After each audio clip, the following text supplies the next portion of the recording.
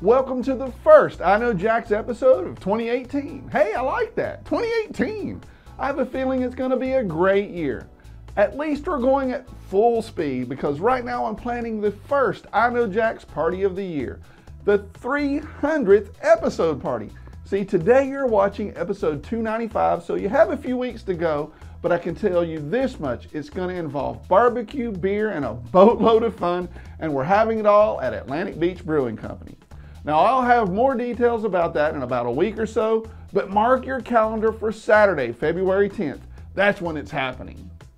Today, we're going to start out by talking about pizza. There's a lot more to it than meets the eye, especially when you're making wood-fired pizza and you're making it in a food truck. I'm at Riverside Arts Market to get some incredible pizza, and believe it or not, it's from a food truck with a wood-fired oven. Well, you're classically trained. You worked in big, nice restaurants. Pizza? Yeah, I remember sitting in Australia at Manly Wharf having a pizza and a beer and just realizing this is what life's about. It's not about how many Michelin stars you have. It's not about chasing it. It's about finding what makes you happy. So. And pizza makes you happy. They asked me what's my demographic and I said, it's pizza. Riverside Arts Market has been a blessing. It's been the best thing for Pound 95, under I-95. It's a great feel, it's a great culture downtown here. So talk to me about the food truck community. Have you been, is it competition? They're like, we don't want you to succeed. How do they do? No, well, of course in life everything is a little bit of competition, but the food truck community has been open arms help here in Jacksonville. Honestly, I'll run out of one thing and we run over to another food truck. I got you. I don't have this. I got you. Restaurants, you can't run to another restaurant and get the support that we have here. Pound 95 is Neapolitan pizza based. So I try to stay as true to the basics as possible. Right. So we're having salami, pepperoni, and ham cured meats. You're not going to get chicken. You're not going to get hamburger meat. But the menu is based off what is practical? What can I achieve as a one-person operator where I'm not going to kill myself? You know, but also flavors that people are going to enjoy. We have from a cheeseless pizza, the marinara pizza, to the classic margarita, to the American classic of the pepperoni, where we have the jumbo pepperonis cut in-house. Cool. We also have a veggie pizza, our herbivore. We also have our meat pizza, the carnivore, and here's a curveball, so the Supremivore. I came up with it from customers asking if we have a Supreme pizza, to be honest. The Supremivore gets a choice of 2 different meats or 2 different vegetables. To be honest, my favorite's the margarita pizza. The margarita pizza is the classic Neapolitan style pie. The simplicity of the tomatoes, fresh milk mozzarella, olive oil, salt, and basil, you can't lose. And when you have the herbivore pizza, it just, you feel good for having a pizza. You're healthy. People seem to be enamored with the wood-fired oven. All wood, no gas. So how hard is that to work with, especially on a food truck? Well, let's just say before I had that, I didn't have these. No, I'm just kidding. And why did you choose wood-fire? Wood fire, it's cheaper. the pureness of it. It's the pureness. It's as a young chef, we were moving into the whole modernist cuisine of sous vide this, sous vide that, and just searing your meat. And the minute that I actually cooked on a wood-fired oven, it was a complete game changer to me. The passion, the drive, maybe the fact that I'm a Capricorn and I like the challenge. Yeah. But every single pizza has its own creativeness to it. It's not the same. It's no set it and forget it. No. You got to move those pizzas around, right? You have to move it around. Isn't that a challenge when you're busy? Yes. Also, when you're going to location and your oven hasn't been on for 3 or 4 days. Yeah. That's another challenge. Right now, it's about 45 degrees out. 45 to 90 degrees doesn't seem like much, but it makes a difference in the oven. Of course. But that's what other kitchens also have to deal with. Yeah. A lot of times is make sure you get yourself some really reputable wood or you're not going to be having a fire and you're not making any pizzas. Are you trying to say it's hard to get wood? It's hard to get good wood.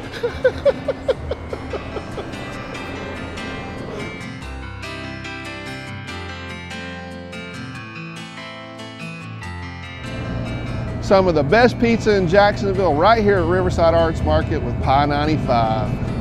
Yeah, baby. Next time you visit Riverside Arts Market, make room for pizza because Pie 95 has one of the best in town.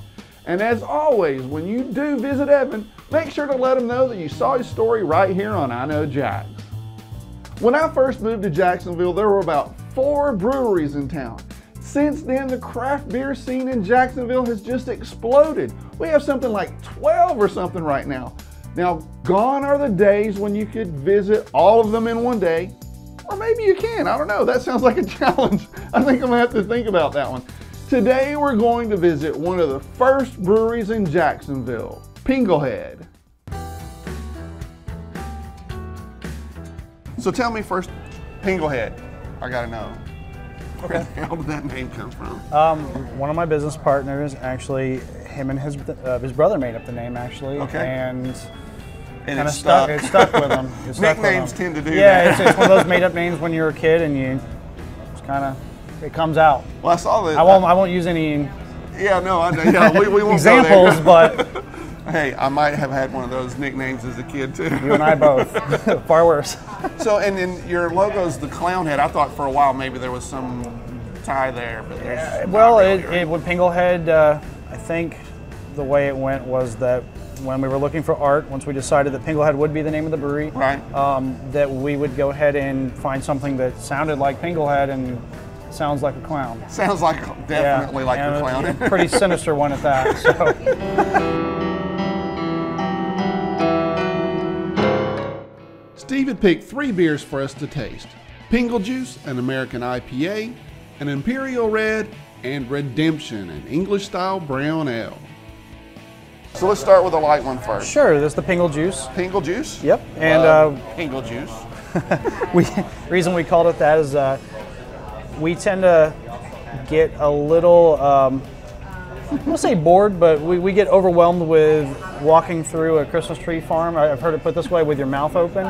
And we wanted something a little fruitier, juicier. Yeah, sure. So we went through our hop selection and decided to pick up on a combination of English and American hops of what we consider the fruitiest ones. Gotcha. And built a recipe around that. So Let's give that one a taste.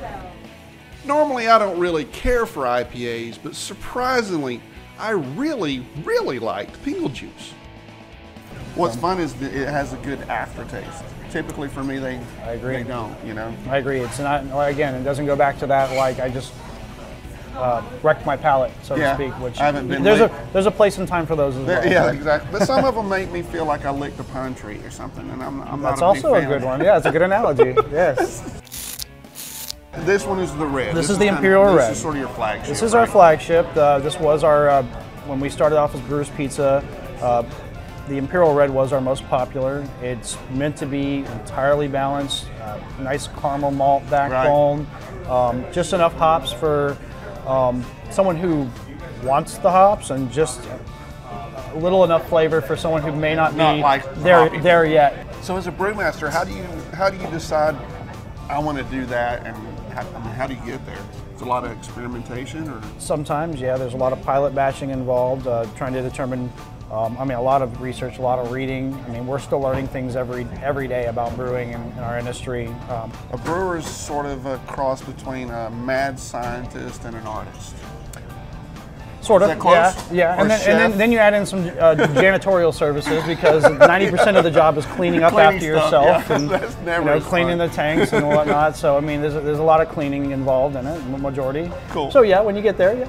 So redemption, I'm down for some redemption. I think before you commented on the color, and we decided that's more of like a ruby hue to it. yeah. So it is very dark. Dark, yeah. But I go dark sometimes. yeah, nothing wrong with that. Next, I threw Steve a curveball and asked him what he would pair with this. I'd pair beer with anything, personally. I mean, you don't. I'm probably one of the worst people to ask about that. But me, if it were this here in the fall, I mean, something along with some, obviously some pumpkin pie. Ooh, pumpkin pie ranks right up there with cucumbers. Yuck. I would say some barbecue would be really good. Yeah. Some pulled pork. Yeah, that'd be really good stuff. Yeah. Something with a little spice to it, maybe. You know. Maybe something a little spicy, you know. Spice generally goes with IPAs. And see where it seems to be a lot of people go with the IPAs for spice. But I could do this. But I mean, I can do about anything. Yeah, steak. Oh yeah, nice. Steak. We're gonna go with. We're gonna go with steak. We agree. Yes, red meat is the answer always. Absolutely. Pinglehead is in Orange Park, which is a bit of a drive for me, but so worth it. I usually don't drink IPAs, but over the years I've learned to not say I don't like anything because I have learned that you can teach old dogs new tricks. You see, when I grew up, there was really not much available other than what I'll call big box beer. So I always said, well, I don't care for beer at all. I did the same with coffee before I had cold brew. And when it comes to craft beer, I've recently realized that I don't know what I like before I taste it. That's it. Dennis Chan at Blue Bamboo is one of my favorite chefs in Jacksonville. His food is awesome and he's just a great guy. Check this out. So I'm in the kitchen here with Chef Dennis at Blue Bamboo, and he's gonna make a comfort food from your childhood, right? Yes, the sausage fried rice is, this Chinese sausage we're gonna use is something my grandfather used to have every night for dinner. It is called lap chang in Chinese, and it is the most fragrant whiskey cured sausage. Whiskey cured, is whiskey it cured. Pork or beef? Pork and chicken. Well, let's do it, man. This is called lap chang, and what it means is waxy sausage.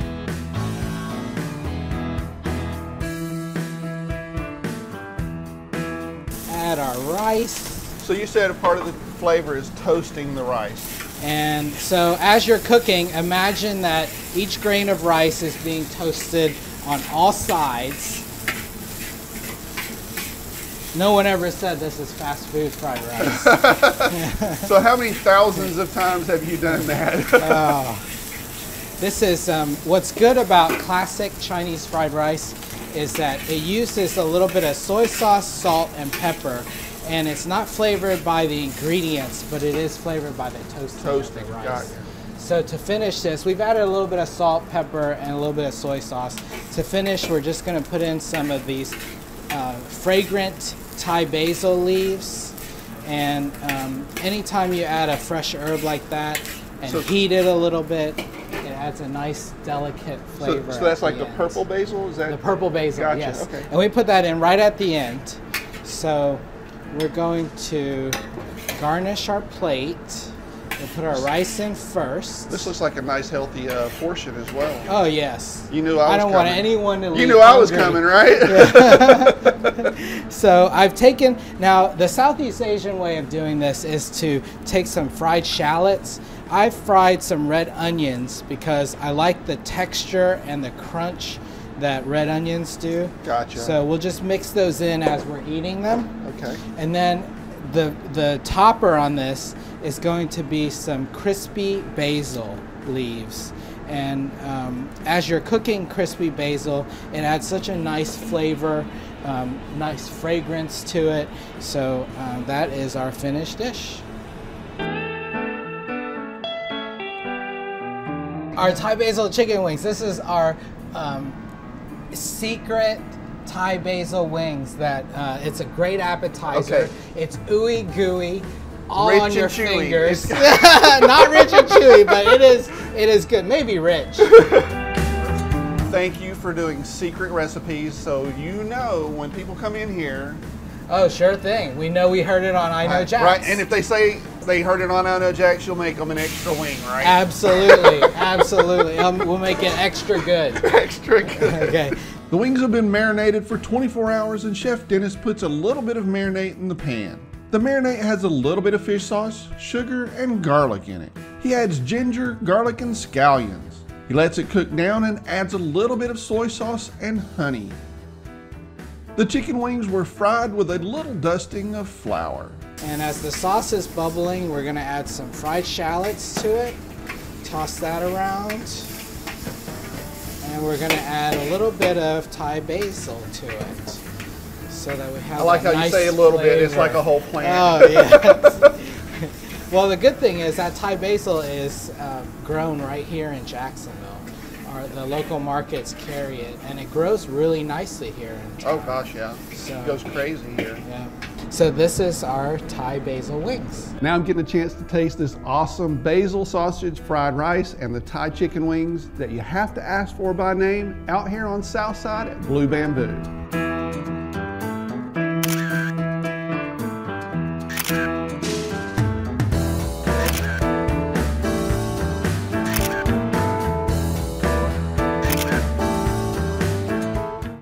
We had an awesome iKnowJax dinner at the Blue Bamboo. The food was fantastic and I had a great time. Dennis also does a Dim Sum Sunday monthly and I can't believe I haven't been yet. I don't freaking know why I keep missing it. I'm sorry, Dennis. It's not that I don't like and I don't want to go, because I do. I'd love to. I'll have to blame it on the fact that the show's on at 6:30 and I have to stay home and watch it because I don't have a DVR like all you fancy guys. Okay, just kidding. That's not true. I have to watch every episode more times than I can stand. Trust me, I've seen it. And I'm going to try next month. Okay, Dennis?